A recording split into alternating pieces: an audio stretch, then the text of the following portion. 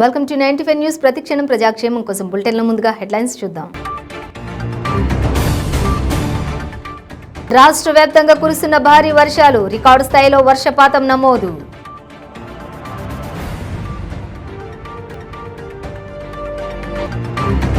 Danger జోన్లో చిక్కుకున్న Kadem project, వరద నీరు ఓవర్ఫ్లో అవుతుండటంతో అధికారులు అప్రమత్తం.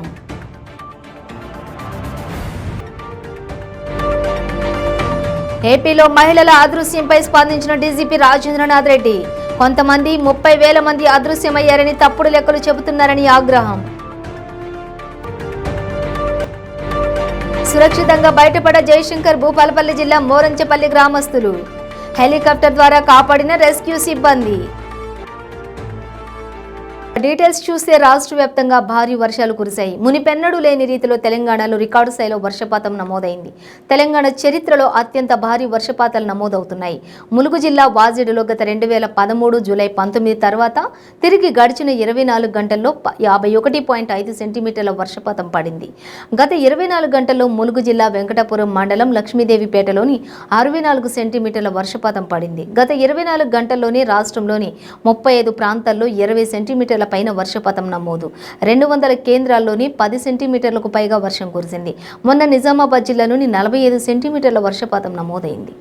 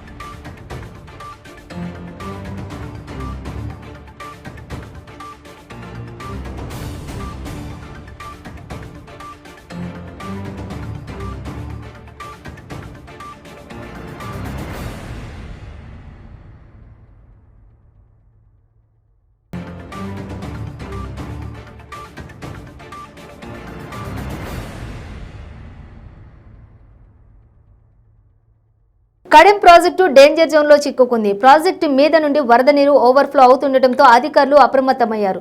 కడెం ప్రాజెక్టు ఇన్ఫ్లో సామర్థ్యం 3.50 లక్షల క్యూసెక్లు కాగా 6.04 లక్షల క్యూసెక్లు వరద ప్రవాహం కడెం ప్రాజెక్టులోకి వస్తోంది. దీంతో దిగువ ప్రాంతాలు పూర్తిగా జల దిగ్బంధంలో చిక్కుకున్నాయి. గత కొన్ని రోజులుగా కురుస్తున్న భారీ వర్షాలకు తెలుగు రాష్ట్రాల్లో ప్రాజెక్టులకు భారీగా వరద నీరు వచ్చి చేరుతోంది. జలాశయాలు నిండుకుండల్లా కనిపిస్తూ ఉన్నాయి. నిర్మల్ జిల్లాలోని కడెం ప్రాజెక్టు ప్రస్తుతం ఆందోళనకరంగానే ఉంది. ఎగువ నుంచి వచ్చే వరదలతో పాటు భారీ వర్షాలతో అంచనాలకు మించి ఉగ్ర రూపం దాల్చింది. ప్రాజెక్టు పైనుంచి నీరు ప్రవహిస్తుండటంతో అధికారులను ఆందోళనకు గురిచేస్తోంది. ఇప్పటికే లోతట్టు ప్రాంతాల ప్రజలను తరలించిన అధికారులు పరిస్థితిని ఎప్పటికప్పుడు సమీక్షిస్తున్నారు.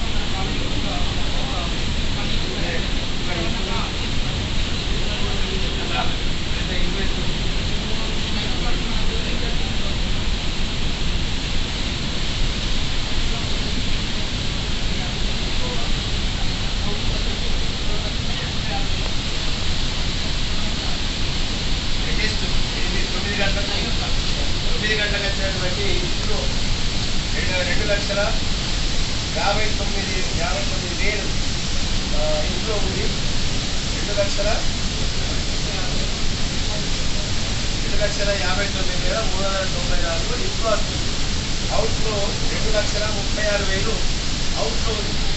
కొన్ని గ్యాప్ 20,000 అనే ఉంది. కాబట్టి తక్కువగా పట్టింది అని చెప్పి మనకు ఇంట్లో బట్టి ఏర్పడుతుంది. ఇక్కడ ఇంజనీర్ గారు ఉన్నారు, నీటి గారు ఉన్నారు, సిడి గారు ఉన్నారు, అందరూ అప్రమత్తంగా ఉన్నారు. ఎవరు కూడా 15 నిమిషాలలో డిగ్రీ అయింది. ఆ దేవుడు దయ వల్ల తప్పకుండా నీళ్ళు కావాలి, కడెం ప్రజలకు ఏం కావాలి, మా ప్రజలకు ఏ విధంగా కూడా సురక్షితంగా ఉండరు. అందరి ఆధ్వర్యంలో ఏపీలో మహిళల అదృశ్యంపై డీజీపీ రాజేంద్రనాథ్ రెడ్డి స్పందించారు. ఆయన మీడియాతో మాట్లాడారు. ఎన్సీఆర్బీ రిపోర్టు ప్రకారం 26,000 మంది మాత్రమే మహిళలు అదృశ్యమైనట్లు లెక్కలున్నాయని, వాటిలో 23,000 మందిని ఇప్పటికే గుర్తించామని డీజీపీ అన్నారు. మిగిలిన వారిని గుర్తించే పనిలో పోలీస్ శాఖ ఉందన్నారు.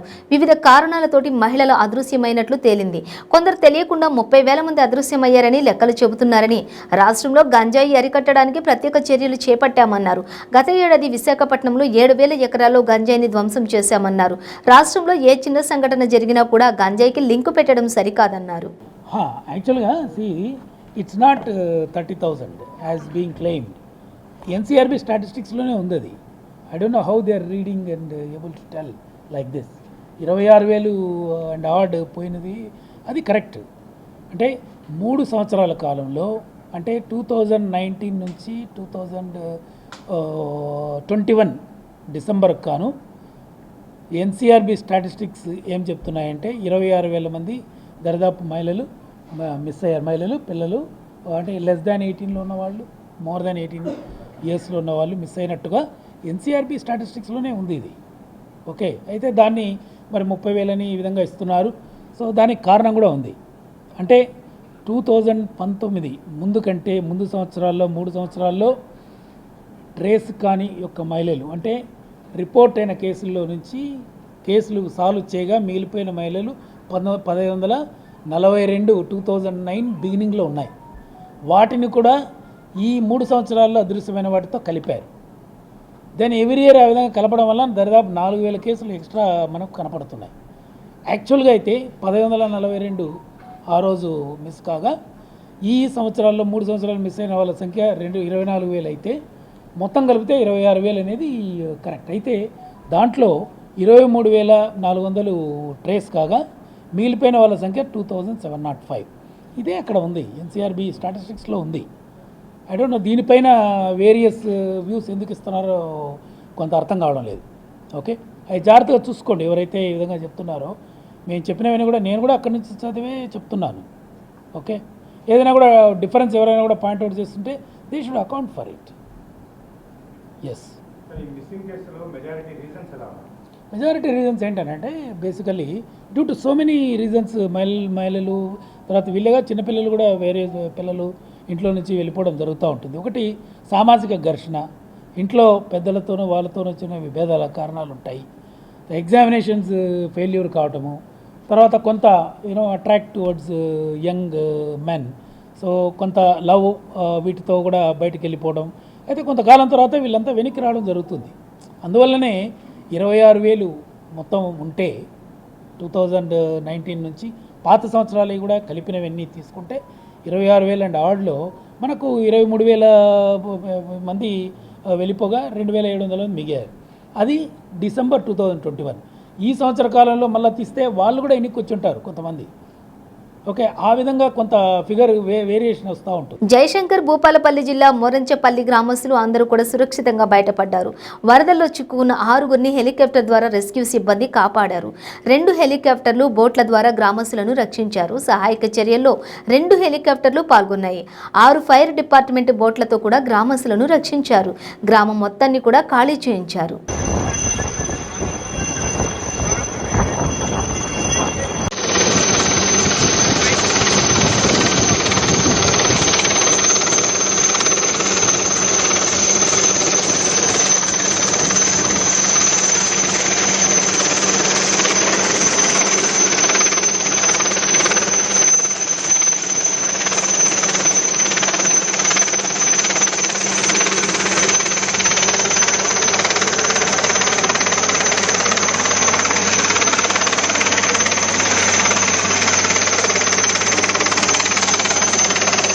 ఎడతెరిపి లేకుండా ఈదురుగాలులతో కురుస్తున్న వర్షాలకు నాంపల్లిలోని పటేల్ నగర్ సాయికృష్ణ అపార్ట్మెంట్ సమీపంలోని ఒక పెద్ద కొబ్బరి చెట్టు కూలి అపార్ట్మెంట్పై పడడంతో భవనం స్వల్పంగా దెబ్బతిన్నది. ఎలాంటి ప్రాణ నష్టమైతే జరగలేదు.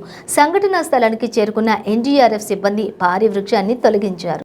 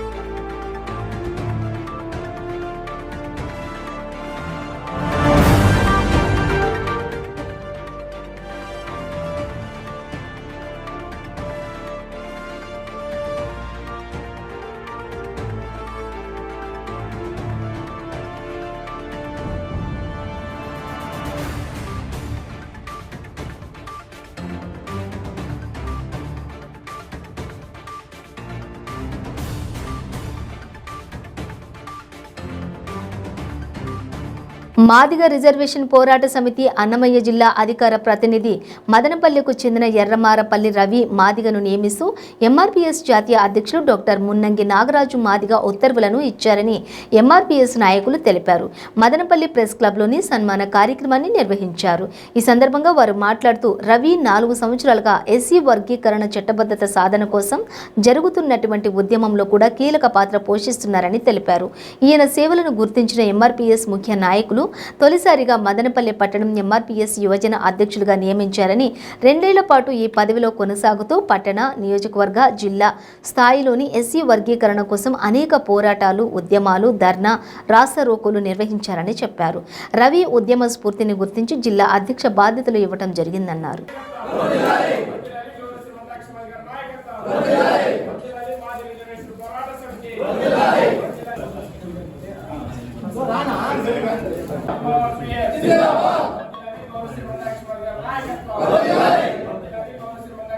ఉద్దేశం ఏమనగా గతంలో మదనపల్లి నియోజకవర్గంలో టౌన్ ప్రెసిడెంట్గా పనిచేసిన ప్రతి ఒక్క వ్యక్తి ఈరోజు ఉన్నత స్థానానికి పోవడంలో మా బామార్ది రవీంద్ర గారు మెరుగ్గా ఎంఆర్పిఎస్లో పనిచేయడం వల్లనే ఈరోజు అన్నమయ్య జిల్లా అధికార ప్రతినిధిగా ఈరోజు ప్రమోట్ అయ్యి మందకృష్ణ అన్న ఆశీర్వాదంతో ఈరోజు గౌరవ సభ జరుపుకుంటున్నాము. ఆయనకు అభినందనలు తెలియజేసుకుంటూ ఖచ్చితంగా కష్టపడే వాళ్ళు ఎవరైనా కూడా వాళ్ళని ప్రోత్సహించే దాంట్లో ఎంఆర్పిఎస్ ముందు నుంచి కూడా వాళ్ళను కష్టపడే వాళ్ళను వెన్నంటే ఉండి వాళ్ళను జాతి పట్ల ఎవరైతే నిబద్ధత కలిగిన వాళ్ళను ఖచ్చితంగా గుర్తించి ఉన్నత పదవులు పంపించే దిశగా ఎంఆర్పిఎస్ నడుస్తున్నది. కాబట్టి ఖచ్చితంగా మేమందరం కూడా ఎంఆర్పిఎస్లో చేస్తున్న దానికి ముందు నడిచేదానికి కూడా మేము సంతోషంగా గర్వంగా ఫీల్ అవుతున్నాం.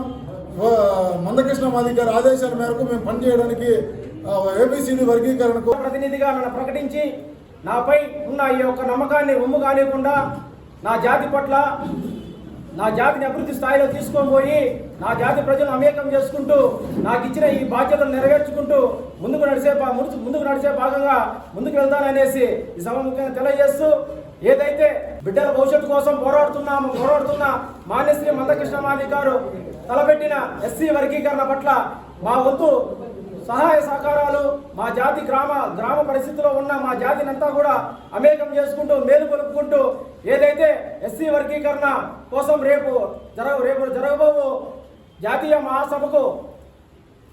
మహాసభను విజయవంతం చేసే విధంగా ప్రతి ఒక్క గ్రామ స్థాయి నుంచి కూడా మా జాతి ప్రజలను మేము అమేకం చేసుకుని ముందుకు తీసుకుపోయే బాధ్యత నెరవేర్చుకుంటామనేసి సభాముఖంగా తెలియజేస్తూ అలాగే ఎంఆర్పిఎస్ పట్టణాధ్యక్షులుగా ఉన్న నన్ను ఈరోజు జిల్లా అధికార ప్రతినిధిగా నన్ను ప్రమోట్ చేసి నాకు ఇంత ఉన్నత స్థానాన్ని కలగజేసి ఆ స్థానాన్ని ఎక్కడ కానీ ఉమ్ము కానికుండా ఆ స్థానానికి ఎక్కడ భంగం కలిగించుకోకుండా నాకు ఇచ్చిన ఈ అవకాశాన్ని సద్వినియోగం చేసుకొని ముందుకు నడిచే భాగంగా వెళ్తాననేసి నా యొక్క తోటి నాయకులకు మా సీనియర్ నాయకులకు అనుసరించుకొని వారి యొక్క అడుగుజాడల్లో ముందుకు నడిచి నా యొక్క బలాన్ని నా యొక్క ఆయుధాన్ని నా జాతి మీదే ఉపయోగించుకొని ముందుకు నడిచే బాధ్యత ఖచ్చితంగా రాబో రోజుల్లో నెరవేరుస్తామనేసి ఈ రకంగా తెలియజేసుకుంటున్నాం.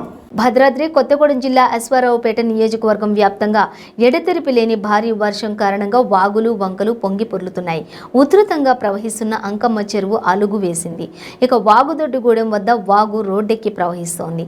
దాంతో పోలీసులు కూడా హెచ్చరికల బోర్డులు ఏర్పాటు చేశారు.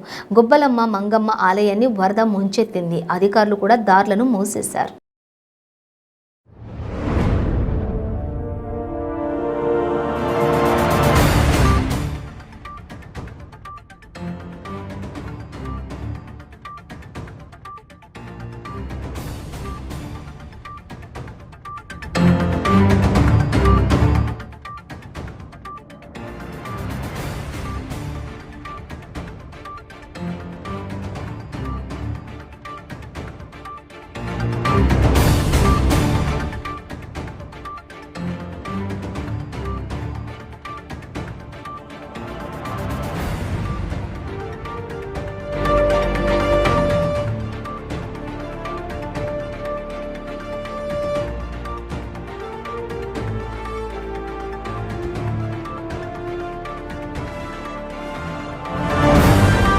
అనంతపురం జిల్లా తాడిపత్రి మున్సిపల్ కార్యాలయంలో చైర్మన్ జేసీ ప్రభాకర్ రెడ్డి నిరసన కొనసాగిస్తూ ఉన్నారు.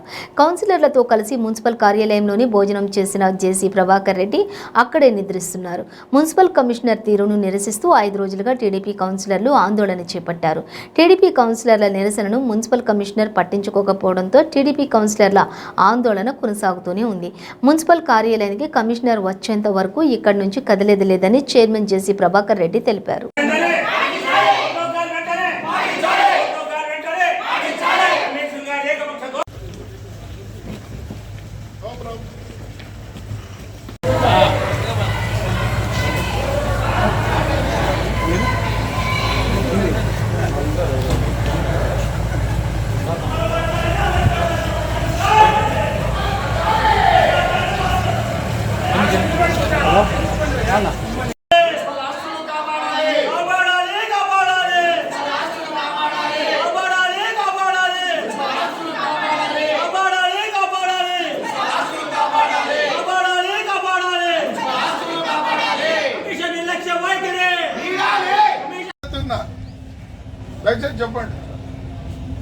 దయచేసి చెప్పండి. See, for everything there is something. Books ఉన్నాయి, అన్నీ ఉన్నాయి. నువ్వు నేను ఏంటంటే యాక్ట్ చేయకూడదు. నేను చైర్మన్ అంటే తర్వాత యాక్ట్ చేయకూడదు. మీరు మున్సిపల్ చైర్మన్ కమిషనర్ అయిన ఏంటంటే యాక్ట్ చేసేది. They have prescribed some rules. నువ్వైనా దాంట్లో పోవాల్సిందే, నేనైనా దాంట్లో పోవాల్సిందే. మీరు పోయారా? పుట్టపర్తి సమీపంలోని సత్యసాయి విమానాశ్రయంలోని డ్రోన్ టెస్టింగ్ నిర్వహిస్తుండగా ప్రమాదవశాత్తు కూలిపోయింది. సాంకేతిక సమస్యలతో విమానాశ్రయ సమీపంలో సత్యసాయి సూపర్ స్పెషాలిటీ ఆసుపత్రి ఆవరణలో ఈది పడిపోయింది. విమానాశ్రయంలోని టాటా కంపెనీకి చెందిన డ్రోన్ను వారం రోజులుగా పరీక్షిస్తూ ఉన్నారు. ఆకాశంలో తిరుగుతున్న డ్రోన్ ఆసుపత్రి వెనుక వైపు కూలిపోవడంతో ఆసుపత్రి సిబ్బంది, ప్రజలు పరుగులు తీశారు.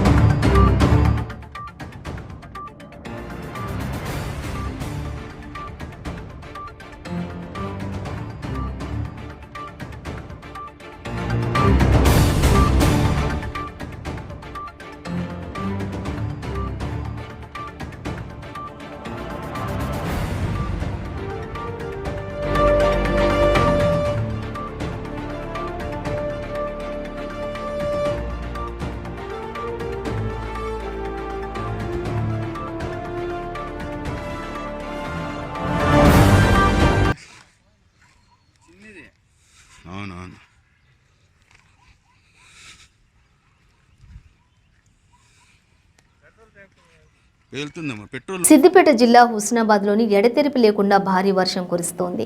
పలు కాలనీల్లోని ఇళ్లల్లోకి వరద నీరు చేరడంతో స్థానికులంతా తీవ్ర ఇక్కట్లకు గురవుతున్నారు.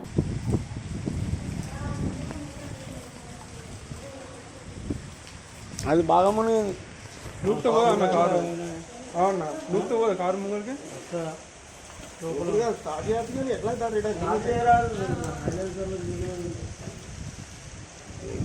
ఇప్పుడు అతను అది పై మొత్తం మునిగినాక ఎంత నూకినా ఏమవుతుంది?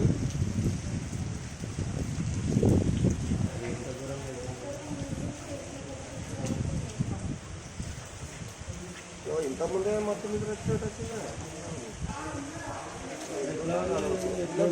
అంటే అదేదో పెట్టినాము కూడా ఎక్కడ మునిగింది అలా చూడ ఇంత వచ్చినాయి. ఏ చూడు వాడ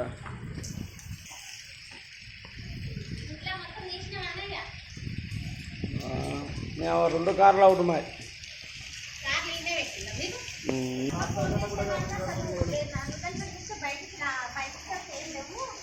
ఇప్పుడు ఇంకా కొడుతుందా అంటే గింతే అంటే ఇంతేనా ఇంకా కొడుతుందా?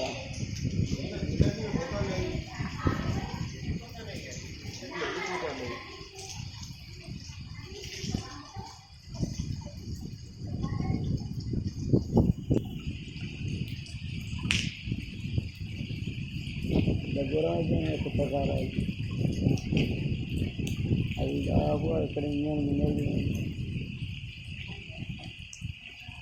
బులెటిన్ ముగించే ముందు హెడ్లైన్స్ మరోసారి.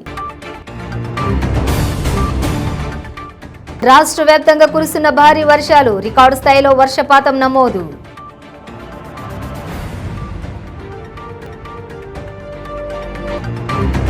డేంజర్ జోన్లో చిక్కుకున్న కడెం ప్రాజెక్టు, వరద నీరు ఓవర్ఫ్లో అవుతుండటంతో అధికారులు అప్రమత్తం.